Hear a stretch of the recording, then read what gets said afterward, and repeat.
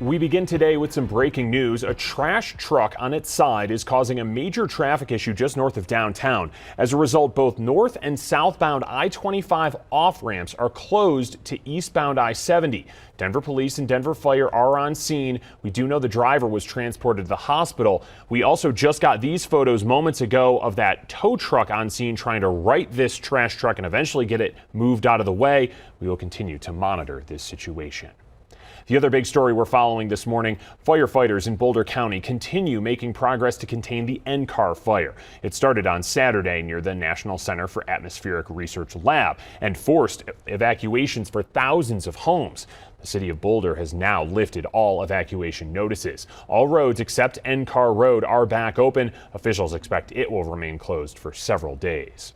Let's get out to Denver 7's Christian Lopez live in Boulder. Christian, good news for a county where the memories of the Marshall fire are still very fresh.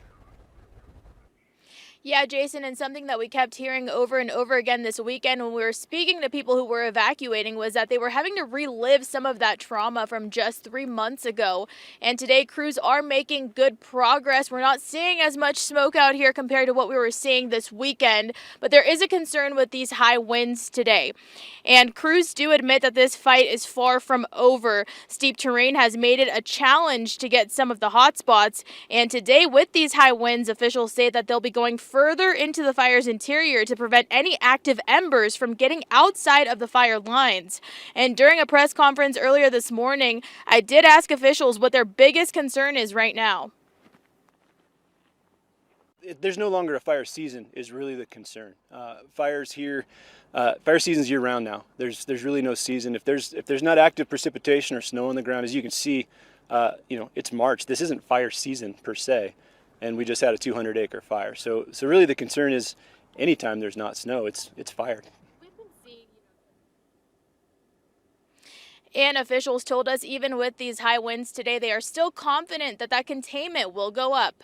We're live in Boulder this morning. I'm Christian Lopez, Denver 7. Christian, thank you. And we have red flag warnings out there today for high fire danger again. Katie LaSalle is checking in on conditions statewide and those temps and winds that fire crews are facing. Katie? Yeah, Jason, good morning to you. It's warm. It is dry across the Front Range. Wind gusts, though, last recorded in Boulder at 17 miles per hour. Fortunately, these conditions have not prompted a red flag warning for Boulder County or Denver, but just off to the south, starting at noon, we have a red flag warning that will go into effect until 8 o'clock tonight. It's low relative humidity, wind gusts up to about 25 miles per hour, and it's just been so warm and dry, as you're just hearing from fire crews. That extends from Colorado Springs down through Alamosa. Now, it is all ahead of our next storm system, set to bring in widespread moisture to Colorado's high country. More snow will fall into the mountains and a good chance for rain here across the plains. So some much needed moisture is on the way. Temperatures are already in the high 60s, and it is going to be a warm afternoon. A big drop in temperatures with this next cold front. We'll talk more about how much snow we're expecting and when we can expect moisture here across the Denver area still to come. All right, Katie, thanks. Also in Boulder County, there is a town hall at 6:30 tonight in Superior for people impacted by the Marshall fire. Officials will give an update on the wildfire fund. You can attend in person, but it's limited to just 70 people, so you can also participate virtually. You can register at the Community Foundation Boulder County page on Eventbrite. Boulder County will also hold a meeting tomorrow night at 6 with more details about the debris removal process. Business leaders in Louisville and Superior are still feeling the impacts of that Marshall fire. The Northwest Chamber Alliance recently surveyed over 200 businesses in the fire area. Nearly a quarter were not fully open for business, and close to 40% of businesses experienced a reduction in customer demand since reopening. The Boulder Daily Camera attributes that drop to families temporarily moving out of the area.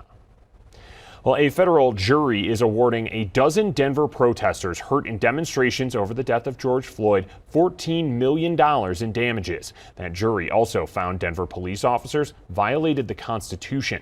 As Denver 7's Veronica Acosta reports, we'll get a response from the police union in less than an hour. In just an hour, the Denver Police Protection Association is expected to give its response after $14 million were awarded to protesters who were injured in demonstrations back in 2020. This organization represents Denver police officers. This was the outcome of the first excessive force and civil rights trial that came out of demonstrations over the death of George Floyd. The trial itself lasted about 3 weeks. During that time, The jury heard about accusations of failure in leadership and coordination by police officers who responded to those protests. They also heard about injuries suffered by protesters at the hands of Denver officers, as well as other nearby departments. Now, protesters, they were hit by pepper spray and less lethal ammunition like beanbags. Those led to injuries. We spoke with one of the 12 plaintiffs who was pleased with that trial's outcome. I wonder if the city of Denver thought we were just going to roll over and take it. I suspect that they might have. I don't know. But we didn't. I'm so pleased and so thankful to the jury. So proud of my co-plaintiffs, so proud of our lawyers. The system got this one right today. So on we press. Denver city officials did release a statement after the verdict came down on Friday. It said in part, quote, "We continue to evaluate our policies and training to ensure we are using best practices identified by law enforcement throughout the country to better protect peaceful protesters while addressing those who are only there to engage in violence. We recognize that there is more work to be done." As for the DPPA, representatives are expected to give their response at noon today. In Denver, I'm Veronica Acosta, 10/7. Tonight, Aurora's City Council will hold a final vote to ban urban camping. The proposal requires a 72-hour notice before a camp on public property is cleared. The city would also have to provide people in an encampment an alternative place to stay. A new amendment includes providing storage options for those whose belongings are moved. Well, the City Council in Aurora also scheduled to vote on a controversial housing development tonight. There's a proposal to build an apartment complex with more than 300 units at the East Bank Shopping Center. That's near Parker and Quincy. The council was supposed to vote on it last month, but delayed it until tonight to give the developer and shops more time to discuss leases and relocation. Critics worry about increased traffic as well as the size of that building. The war in Ukraine has the Defense Department rethinking the number of American troops it has stationed in Europe. The Army Times reports more troops could head to Europe either permanently or on a rotating basis. Right now, there are more than 90,000 troops in Europe. About 12,000 of them are in Eastern Europe near Ukraine. Well, Russia and Ukraine are set to meet again in Turkey to discuss possible peace talks. All this as President Biden and the White House continue to do cleanup after Biden made remarks during his speech in Poland that Vladimir Putin cannot remain as Russia's leader. Here's ABC's Ike Ajachi in Washington with more. This morning, in a rare interview with independent Russian journalists, Ukrainian President Zelensky declaring his country is still prepared to negotiate with Russia, despite the Kremlin's continued shelling of civilian areas in Ukraine. ABC News now learning that peace talks between Russia and Ukraine could take place as soon as Monday. Zelensky saying Ukraine would be willing to adopt a neutral status and not join NATO. Also, Ukraine would keep its non-nuclear status, but only if his country received security guarantees against future attacks. Zelensky also said he would rule out trying to recapture the territory in eastern Ukraine that's been held by Russian-backed forces since 2014, but that Russian troops must withdraw from territory it acquired during the current invasion. The negotiations come as President Biden's remarks about Vladimir Putin in Poland over the weekend suggested possible regime change in Russian leadership. For God's sake, this man cannot remain in power. The White House quickly responding. We do not have a strategy of regime change in Russia or anywhere else for that matter. Biden, who previously labeled Putin a war criminal, a brute, and a butcher, also walking back his statement. Mr. President, were you calling for regime change? No. Meanwhile, Ukrainian forces say they've reclaimed several villages and towns in the north and east. Still, the chaos around the country continues. ABC's James Longman is in Lviv. This is an oil depot. You can see the flames there burning. This city was meant to be a sanctuary for thousands, and now it feels like the war has come to them. And the editor of a well-known Russian investigative newspaper said they'll be suspending production until the end of the military operation in Ukraine. Ike Ajachi, ABC News, Washington. Here in Colorado, about 100 people gathered at the Bobby Yar Memorial Park in Denver for a vigil to honor Ukrainians killed during this invasion.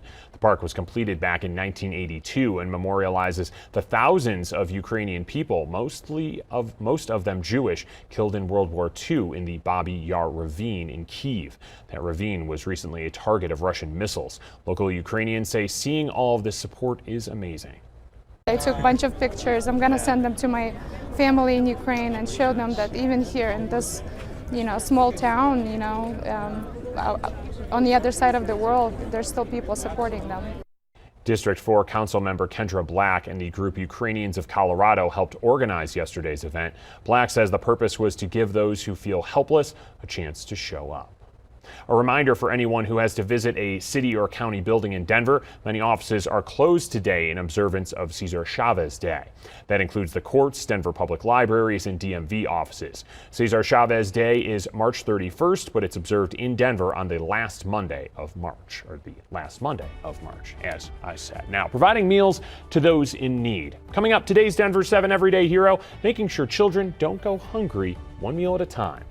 And a historic night at the Dolby Theater, the big winners from last night's Oscars, and the moment everyone is talking about.